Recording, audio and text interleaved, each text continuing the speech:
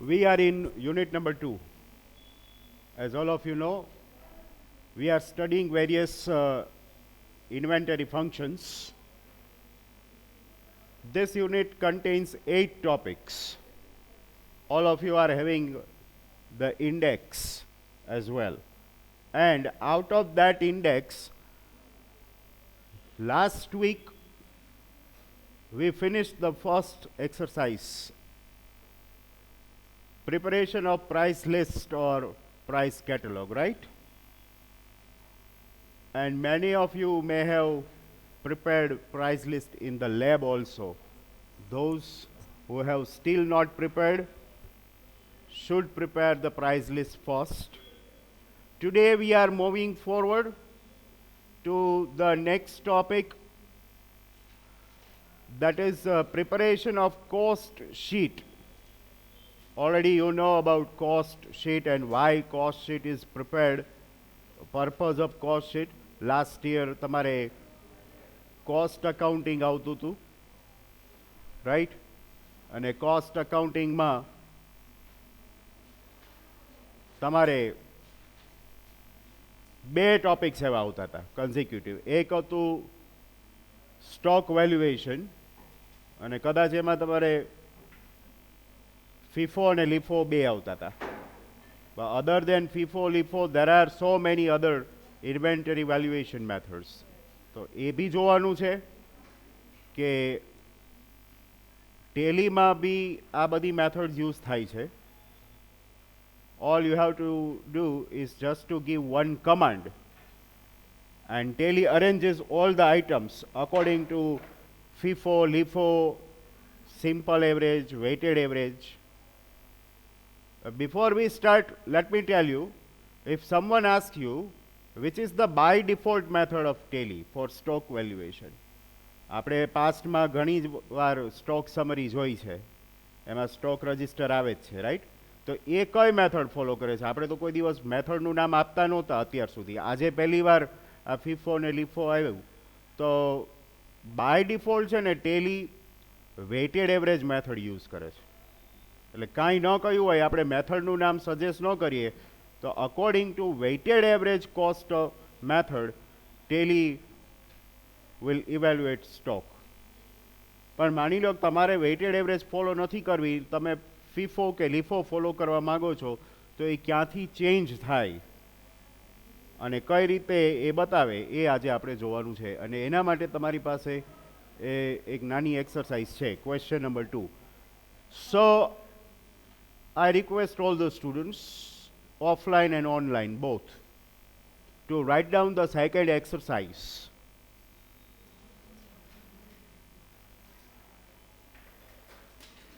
And then after we will start recording all the transactions. These are very simple transactions, nothing technical. Write down. You refer the instruction from the following information: prepare stock register for ball pens, the stock item, ball pens, and show stock valuation with the help of different stock valuation methods. Let us create a company in Tally. From company info, we create a new company right over here. You can create any company. For example, today is February 18 or 17? 18. So we create F18 Limited. That's it. અને એક અહીંયા આપણે date change કરી દઈએ. બાકીની બધી details તમે fill up કરી શકો છો, but that is not our main area of concern. 1st April 19 આપણે આપી દઈએ. એ બે જગ્યાએ ડેટ ચેન્જ થઈ ગઈ હોય અને કંટ્રોલ A આપી અને એને સેવ કરી દો. So the company is ready. Inventory info માં જઈ સ્ટોક આઇટમ ક્રિએટ કરવાની થશે. બોલ પેન છે એટલે એક આઇટમ આપણે ક્રિએટ કરી દઈએ અહીંયા, ball pens. અહીંથી જ આપણે યુનિટ્સ ઓફ મેઝરમેન્ટમાં ન જવું હોય તો અહીંથી જ ઓલ્ટર સી આપી અને પીસીસ એ ક્રિએટ કરી દઈએ. હવે જો આપણી એક્સરસાઇઝ જે તમે લખી છે, this time we have got opening stock that we could enter in this. Opening stock અહીંથી જ એન્ટર થશે. ઓપનિંગ સ્ટોકની વાઉચર એન્ટ્રી ન હોય એ તો જ્યારે તમે ક્રિએટ કરો ત્યારે આપી દો. તો તમે એક્સરસાઇઝમાં જો ઓપનિંગ સ્ટોક છે જ 100 ક્વોન્ટિટી છે અને ₹5 એ એનો રેટ છે એ આપણે અહીંયા ઓપનિંગ સ્ટોકમાં આપી દઈએ.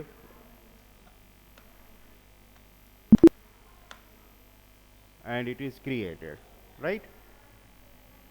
Go back.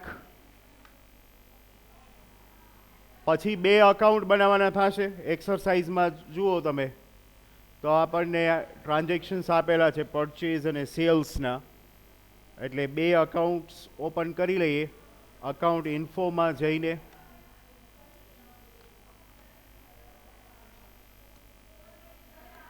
એક પરચેઝ અકાઉન્ટ આપી દો. અંડર પરચેઝ ગ્રુપ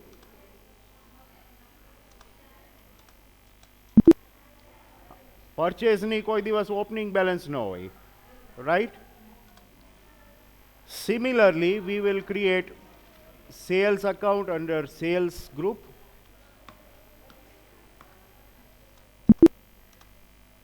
એ બે પતી ગયા છે. Back to gateway. હા, we have to go to accounting vouchers. હવે આપણે one by one purchase sale જેમ આપણે નોર્મલી રેકોર્ડ કરતા આવ્યા છીએ એ જ રીતે.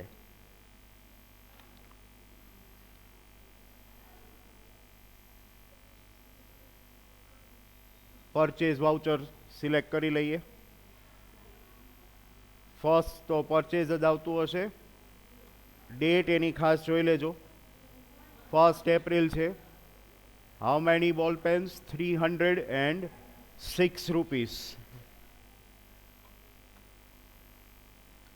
હવે જો પાર્ટીનું અકાઉન્ટ કંઈ છે નહીં, બરાબર? આપણે તો સ્ટોક રજિસ્ટર બનાવી છે એટલે મોસ્ટલી પાર્ટીનું કંઈ નામ છે નહીં. તો અહીંયા ને અહીંયા કેશ આપી દો તો ચાલે. કેશમાં તમે પરચેસ કર્યું છે. પરચેઝ અકાઉન્ટ, નેમ ઓફ આઇટમમાં ball pens, any quantity 300 quantity and ₹6.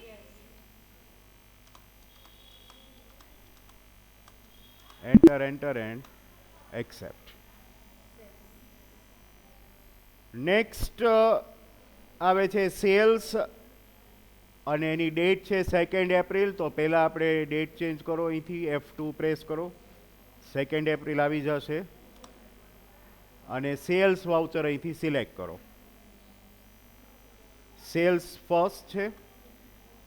આ બી આપણે કેશમાં જ આપી દઈએ. સેલ્સ અકાઉન્ટ, બોલ પેન્સ આપણી પાસે અત્યારે સ્ટોકમાં 400 છે જ ઓલરેડી. હાઉ મેની બોલ પેન્સ આર સોલ્ડ? 250 બોલ Pence and rate 6.5 is the rate applicable.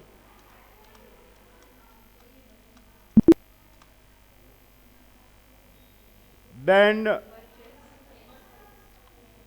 1st of May આવે છે અને પરચેઝ આવે છે. Let us go. F2 date change કરો, 1st May આપી દો અને પરચેઝ વાઉચર લઈ લ્યો.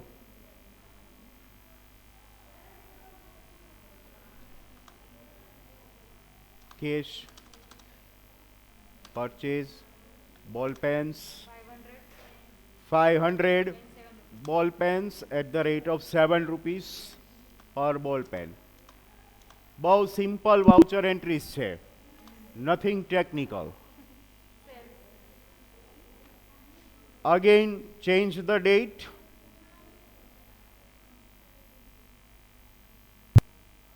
2nd May સેલ્સ વાઉચર અહીંથી લઈ લ્યો.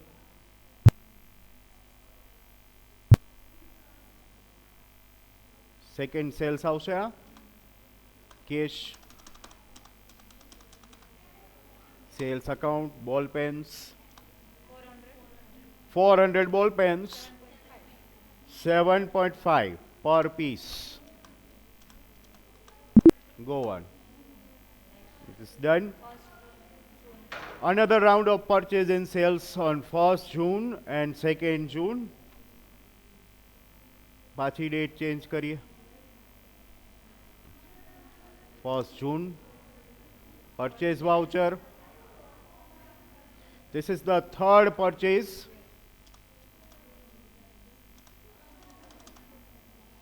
Purchase account 600 ball pens 8 rupees per piece. And the last transaction again on 2nd June. So date અહીંથી લઈ લ્યો 2nd June sales voucher select કરી લ્યો. This would be the third of sales.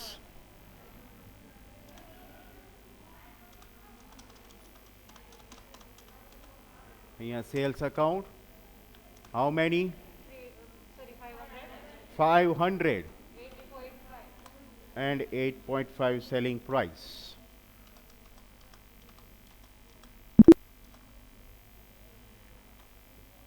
Table is complete. I'm going back to gateway. હવે આ જે transactions record કર્યા એ તો ડિસ્પ્લેમાં તો હોય જ અહીંયા ડે બુકમાં બરાબર. આ 2nd June છે અહીંથી તમે ટાઈમ પીરિયડ સેટ કરી દો 1st April થી 2nd June કરો એટલે આ બધા ટ્રાન્ઝેક્શન તો એ આવી જ જાય. ટાઈમ પીરિયડ આપો એટલે. હું જે હમણાં થોડી વાર પહેલાં વાત કરતો હતો એ આ છે. અહીંયા આપણને સ્ટોક સમરી તો બતાવે જ છે already 1st April to 2nd June અને ડિટેલમાં અહીંથી તમે જોઈ શકો. ઓલ્ટર F1 કરો આ રીતે. આ જે મેથડ છે ને જો અહીંયા સ્ટોક તમને બતાવે છે એની ટોટલ અમાઉન્ટ 2473. આ વેઇટેડ એવરેજ મેથડ હોય. કાંઈ આપણે મેથડ સ્પેસિફાઈ ન કરી હોય ને એટલે by default Tally adopts weighted average method. Suppose we want to change the method or we want to see stock register as per all the methods. મારે બધી મેથડથી સ્ટોક જોવો છે તો શું કરીશું? તો સ્ટોક સમરીમાં જઈશ, કોઈ પણ મેથડ લઈશ. ક્લોઝિંગ સ્ટોક તો 350 પીસીસ જ આવશે, ઓબ્વિયસ છે, પણ અમાઉન્ટ જે છે એ બદલાઈ જશે. સ્ટોક વેલ્યુએશનની મેથડ બદલાય એટલે અમાઉન્ટ બદલાઈ જાય. એના માટે અહીંયા આગળ તમે જુઓ તો ઓલ્ટર સી નામનો એક ઓપ્શન છે, ન્યૂ કોલમ. આ ન્યૂ કોલમ પ્રેસ કરો F18.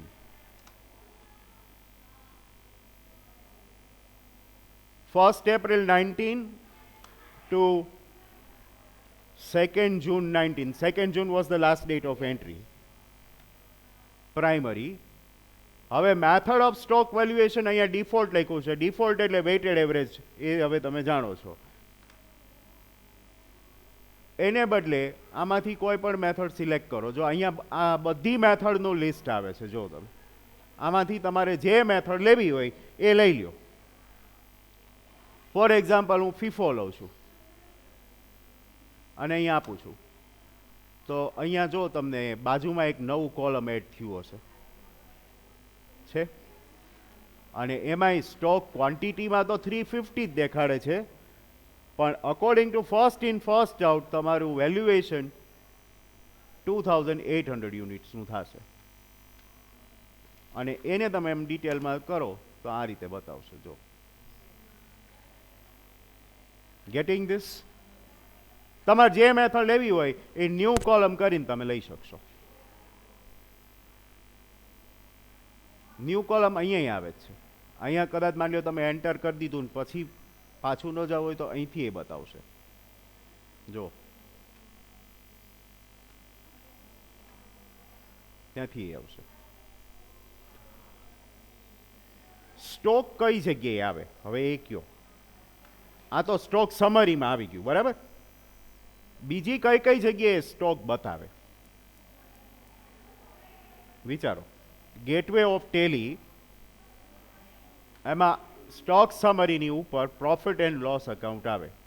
આ profit and loss account it is a combination of trading account and profit and loss account બધું ભેગું. એમાં અહીંયા જઈએ તો અહીંયા આ સાઈડ તમે જુઓ તો દેખાડે છે ક્લોઝિંગ સ્ટોક. મેં કહ્યું હતું બાય ડિફોલ્ટ 2473 બતાવશે. તમારે ચેન્જ કરવી હોય ને તો એની પ્રોસેસ હવે હું કહીશ. ત્યાં સુધી અહીંયા આગળ 2473 બતાવશે ક્લોઝિંગ સ્ટોક. અને આ જ ક્લોઝિંગ સ્ટોક જે છે એ એની ઉપર બેલેન્સ શીટમાં હોય ને અસેટ સાઈડ જો અહીંયા બતાવશે છે પહેલી એન્ટ્રી એમાં પણ બતાવશે. At present, it is valuing the closing stock as per weighted average method. Now you want to change the method. Let us change the method. Method change કરવા માટે ઇન્વેન્ટરી ઇન્ફોમાં જઈએ, સ્ટોક આઇટમ્સમાં જઈએ અને એમાં ઓલ્ટરમાં જવાનું. ઓલ્ટરમાં જશું એટલે કઈ પ્રોડક્ટ માટે છે. આ તો આપણે એક જ પ્રોડક્ટ છે તો ઢગલો પ્રોડક્ટ હોય તો કઈ પ્રોડક્ટ માટે મેથડ ચેન્જ કરવાની છે. માની લો તમે 20 પ્રોડક્ટ સેલ કરતા તો 20-20નું લિસ્ટ અહીંયા આવશે. 20-20માં ચેન્જ કર્યું તો 20 વખત આખી પ્રોસેસ કરવાની થાય. આ જેમ આપણે એક વખત કરીએ છીએ એ રીતે. આમાં જશો ને એટલે આ સ્ક્રીન જે આપણે પહેલાં ઓપન કરી હતી એ ખુલશે. હવે આ સ્ક્રીનને મોટી બનાવવાની છે. આ નાની સ્ક્રીન છે એને મોટી સ્ક્રીન બનાવવાની છે. મોટી સ્ક્રીન એટલે એમ નહીં કે આપણે અહીંથી સ્ટ્રેચ કરી લઈએ એમ મોટી સ્ક્રીન. આમાં વધારાના ઓપ્શન એડ કરવાના થશે આ સ્ક્રીનમાં.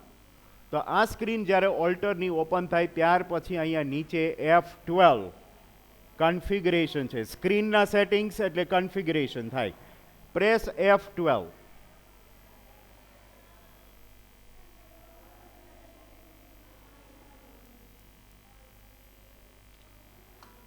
અહીંયા આગળ અલાઉ એડવાન્સ એન્ટ્રીઝ યસ આપી દો. અત્યારે કોઈ પાર્ટ નંબર્સ કે એ કંઈ છે નહીં આપણી પાસે એ જવા દો. એડ ડિસ્ક્રિપ્શન યસ આપી દો. રિમાર્ક્સમાં યસ આપી દો.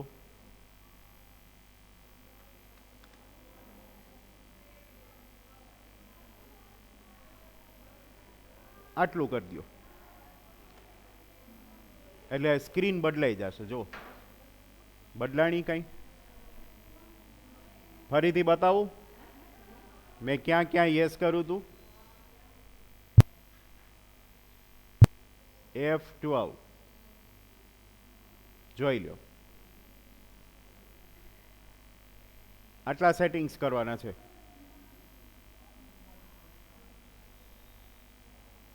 બાય ડિફોલ્ટ બધા નો હતા એટલે તમારે યાદ રાખવાનું મેં શેમાં યસ કર્યું છે.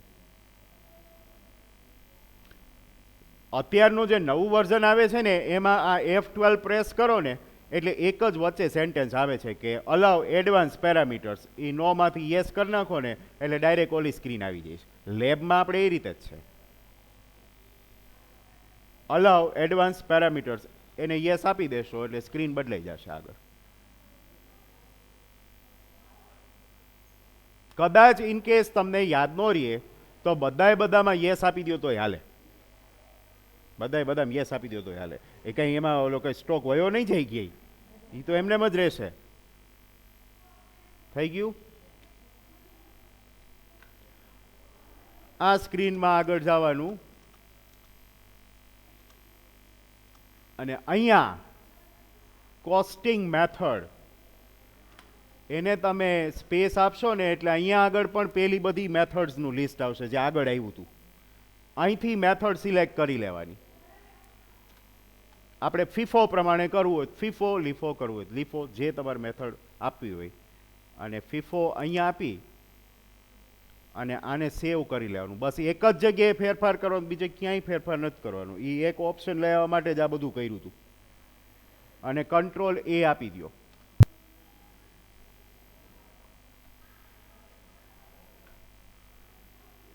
હવે તમે પ્રોફિટ એન્ડ લોસ અકાઉન્ટમાં જઈને જોશો અહીંયા ક્લોઝિંગ સ્ટોકની અમાઉન્ટ બદલાઈ ગઈ છે. જો દેખાણી, પહેલાં કંઈક પોઈન્ટમાં આવતી હતી અને ફીફોમાં જોયું તો આપણે 2800 આવતી હતી, એ 2800 અહીંયા આવી ગઈ. એટલે ખાલી મેથડ ચેન્જ કરીને જોવું હોય તો પહેલાં આપણે હમણાં જે કર્યું હતું એ ઓલું ન્યૂ કોલમ કરીને કરીએ, પણ મેથડ ચેન્જ કરી એની ઇફેક્ટ જો તમારે પ્રોફિટ એન્ડ લોસ અકાઉન્ટમાં પણ આપવાની હોય તો તમારે સ્ટોક આઇટમમાં જઈ ઓલ્ટરમાં જઈ એડવાન્સ પેરામીટર્સમાં બધામાં યસ આપી દો, પછી મેથડ આપી દો કઈ મેથડથી તમારે વેલ્યુએશન કરવું. એક સમયે એક મેથડ સિલેક્ટ થશે. બરાબર. ફીફોની જગ્યાએ તમારે માની લો હવે લીફો કરવું છે તો પાછું સ્ટોક આઇટમ્સમાં જઈ ઓલ્ટર કરો. હવે તો આ સ્ક્રીન આવી જ આવશે કારણ કે આપણે ઓલરેડી બધું યસ આપી દીધું છે. આમાં ક્યાંય ચેન્જ નથી કરવાનો, અહીંયા જ સીધી લઈ લેવાની કર્સર. બરાબર. ફીફોની જગ્યાએ લીફો કરી નાખો. લીફોમાં તમને બે મેથડ મળશે, એક લીફો એન્યુઅલ અને એક લીફો પરપેચ્યુઅલ. પરપેચ્યુઅલ એટલે લીફો ઓન ડેઇલી બેસિસ અને પહેલી ઓન એન્યુઅલ બેસિસ. કોઈ પણ મેથડ એક સિલેક્ટ કરી લ્યો. હું લીફો પરપેચ્યુઅલ સિલેક્ટ કરી લ્યો. આ average price as it is જ રાખવાનું છે, આમાં કોઈ ચેન્જ નથી કરવાનું. અને કંટ્રોલ એ આપી દઉં. હવે હું પ્રોફિટ એન્ડ લોસ અકાઉન્ટમાં જાઉં અને જોઉં તો અહીંયા ક્લોઝિંગ સ્ટોક જો પાછો બદલાઈ ગયો છે. સી હવે 2300 છે.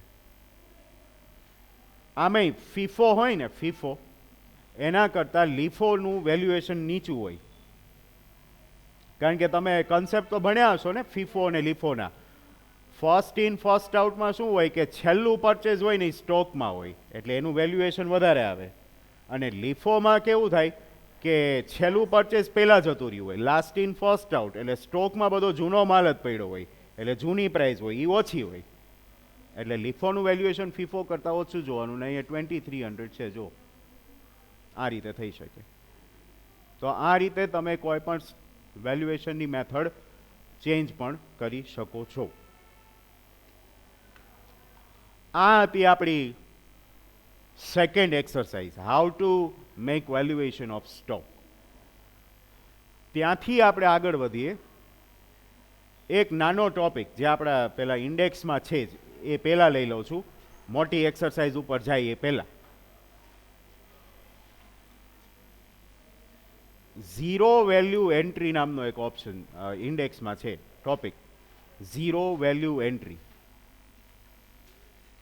હવે સ્કીમમાં તમે કાંઈ પરચેસ કર્યું હોય તો સામે તમને કોઈ ફ્રી પ્રોડક્ટ મળી હોય, અથવા તમે સ્કીમમાં આપતા હો ત્યારે ફ્રીમાં કોઈ પ્રોડક્ટ આપતા હો, એવું બની શકે. Buy one get one like that.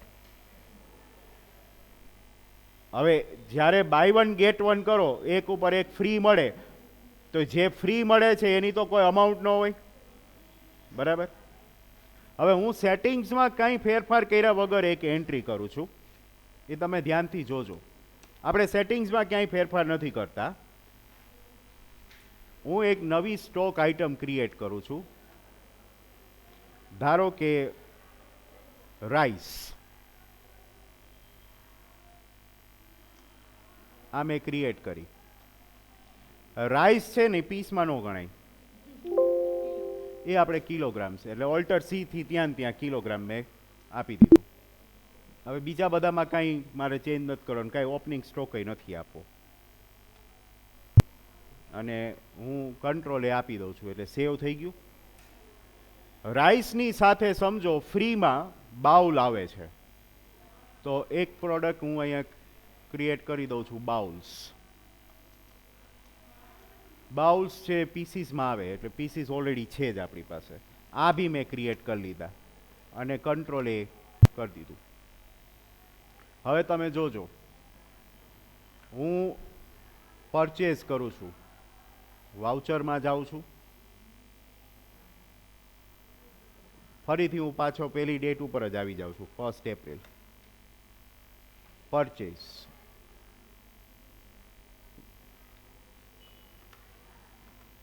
કેશમાં મેં પરચેસ કર્યું. આમેય સ્કીમ હોય ને કેશમાં જ હોય, બરાબર.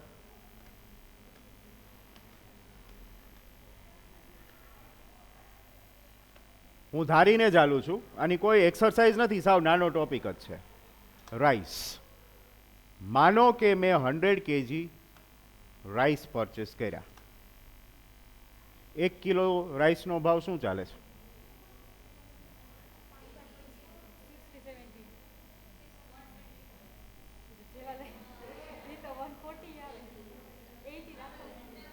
આપણે એવરેજ રાખીએ, હાલો 65 રૂપીસ ચાલે છે, બસ રીઝનેબલ. 100 કિલો ઉપર મને બાઉલ્સ ફ્રીમાં મળે છે.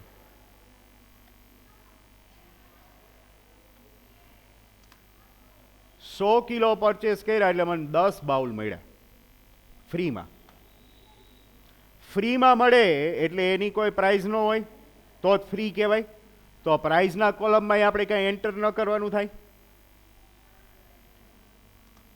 એટલે હું એન્ટર કરીશ ને એટલે એ જતું રહેશે. આમ પ્રાઇઝ એન્ટર ન થાય એનો મતલબ એ કે આ ફ્રી. 10 બાઉલ આવી ગયા. આ એન્ટ્રીને બરાબર ધ્યાનથી જોઈ લેજો. થોડીક વાર પછી એટલે હમણાં મિનિટ 1 પછી જ આ એન્ટ્રી પાછી આવશે ને ત્યારે તમને જરાક બદલાયેલી દેખાશે, એટલે ધ્યાનથી આ એન્ટ્રી જોઈ લો. એક્સેપ્ટ કરાવી દઉં ને એ પહેલા, એટલે આ આખી એન્ટ્રી ગોખવાની નથી. અહીંયા નીચે જે છે ને આ આઇટમનું જો ડિસ્ક્રિપ્શન એ ખાસ જોઈ લો કે પહેલા શું છે, રાઈસ છે 100 × 65 કરેલા છે, એની નીચે બાઉલ્સ છે 10 મળ્યા છે, ફ્રી છે, બસ એટલું યાદ રાખી લો. હવે એક્સેપ્ટ કરી દઉં છું.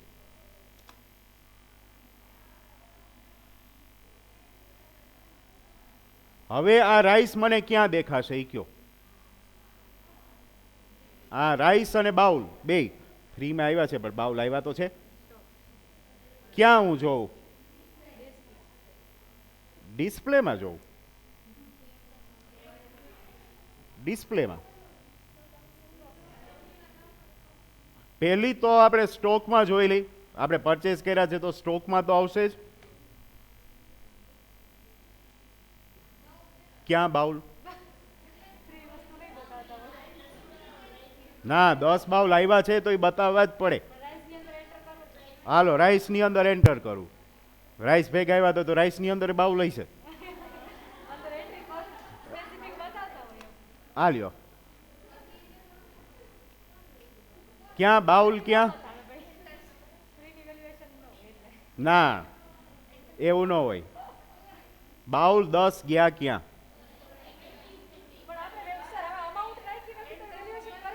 પણ અમાઉન્ટ નહોતી નાખી. હાલો, પણ 10 બાઉલ આવ્યા છે તો તમારા સ્ટોકમાં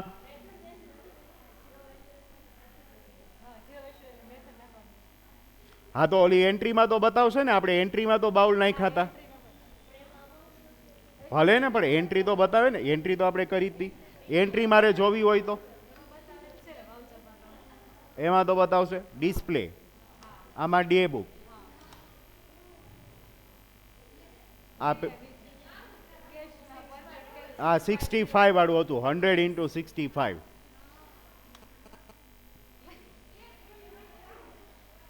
બતાવો બાઉલ. એન્ટ્રી તો આપણે એક્સેપ્ટ કરી હતી તો જ રાઈસ આવ્યા હોય, તો રાઈસ ની ભેગા જ બાઉલ આવ્યા હતા, બાઉલ ન આવ્યા. Buy 1 get 1. તો એના માટે જો તમે ઓપ્શન એક્ટિવેટ ન કરો ને તો આવું થશે. એના માટે થઈને F11 માં જવાનું. ઓલું જૂનું ગયું એ એક્ટિવેટ કર્યા પછી હવે નવા ટ્રાન્ઝેક્શન માની લો કોઈ રેકોર્ડ થશે તો બતાવશે. બરાબર. ઇન્વેન્ટરી ફીચર્સમાં સેકન્ડ ઓપ્શન છે ઇનેબલ ઝીરો વેલ્યુ ટ્રાન્ઝેક્શન, કે જે અત્યારે નો છે, નો બતાવે છે. નોનો મિનિંગ એવો થાય Tally will not record any free gifts or samples, એટલે નથી બતાવતું. એને હવે યસ કરી દો. આ એક જ જગ્યાએ ફેરફાર કરવાનો અને સેવ કરી લ્યો. આ ચેન્જ કર્યા પછી હવે કંઈ ફ્રીમાં આવશે ને તો બતાવશે. હવે એટલે ઓલા 10 બાઉલ તો ગયા હો. હવે એક વાઉચર એન્ટ્રી હું કરું.